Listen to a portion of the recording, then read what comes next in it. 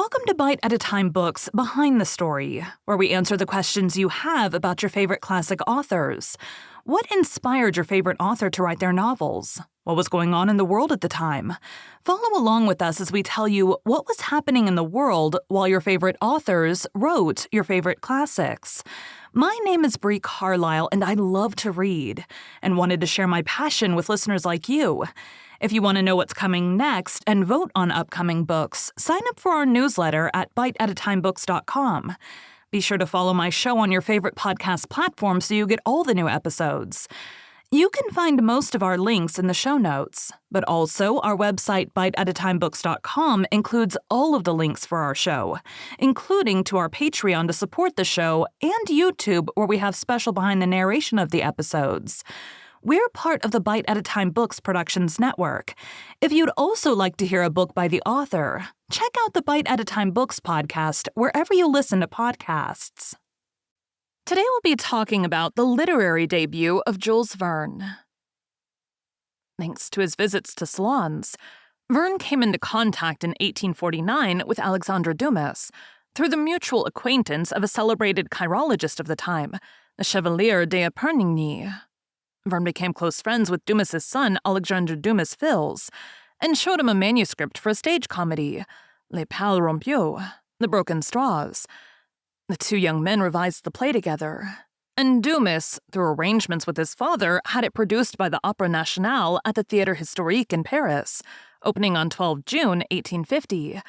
In 1851, Verne met with a fellow writer from Nantes, Pierre-Michel-François Chevalier, known as Pitre Chevalier, the editor-in-chief of the magazine Musée des Familles, the Family Museum. Pitre Chevalier was looking for articles about geography, history, science, and technology, and was keen to make sure that the educational component would be made accessible to large popular audiences, using a straightforward prose style or an engaging fictional story.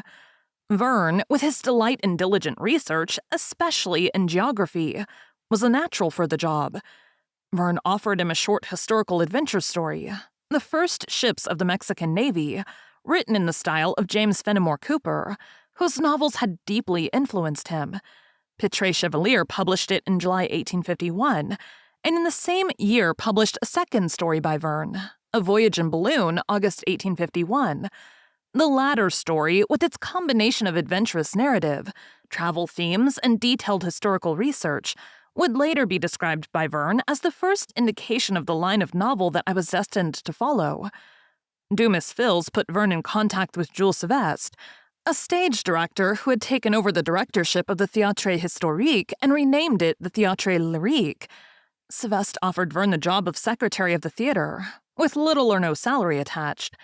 Verne accepted, using the opportunity to write and produce several comic operas, written in collaboration with Hignard and the prolific librettist Michael Carr. To celebrate his employment at the Théâtre Lyrique, Verne joined with 10 friends to found a bachelor's dining club, the Onze Sans Femmes, 11 bachelors. For some time, Verne's father pressed him to abandon his writing and begin a business as a lawyer. However, Verne argued in his letters that he could only find success in literature. The pressure to plan for a secure future in law reached its climax in January 1852, when his father offered Verne his own Nantes law practice. Faced with this ultimatum, Verne decided conclusively to continue his literary life and refused the job, writing, "Am I not right to follow my own instincts? It's because I know who I am that I realize what I can be one day." Meanwhile, Verne was spending much time at the Bibliothèque Nationale de France, conducting research for his stories and feeding his passion for science and recent discoveries, especially in geography. It was in this period that Verne met the illustrious geographer and explorer Jacques Arago, who continued to travel extensively despite his blindness. He had lost his sight completely in 1837. The two men became good friends, and Arago's innovative and witty accounts of his travels led Verne toward a newly developing genre of literature, that of travel writing.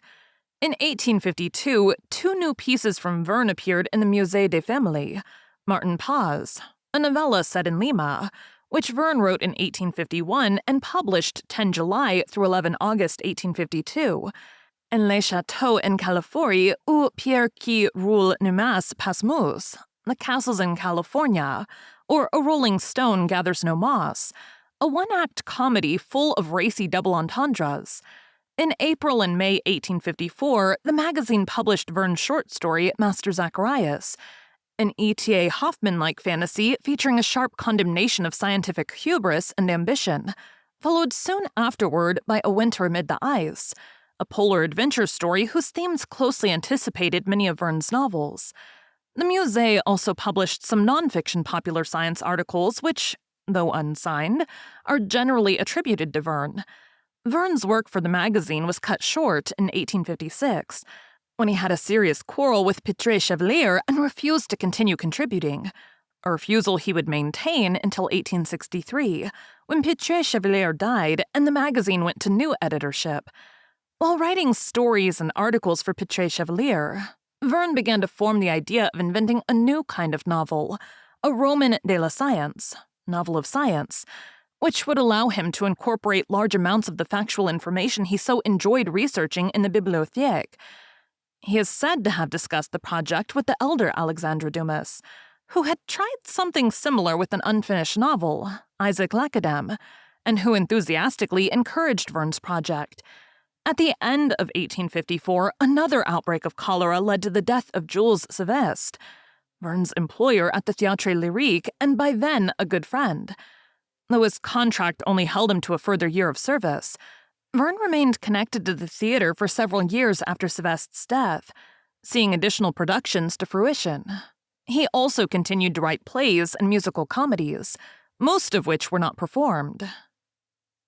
Thank you for joining Bite at a Time Books Behind the Story today, while we answered some of the questions you have about one of your favorite classic authors. Again, my name is Bree Carlile, and I hope you come back next time while we answer more questions about one of your favorite classic authors. Don't forget to sign up for our newsletter at biteatatimebooks.com. Check out the show notes or our website biteatatimebooks.com for the links for our show.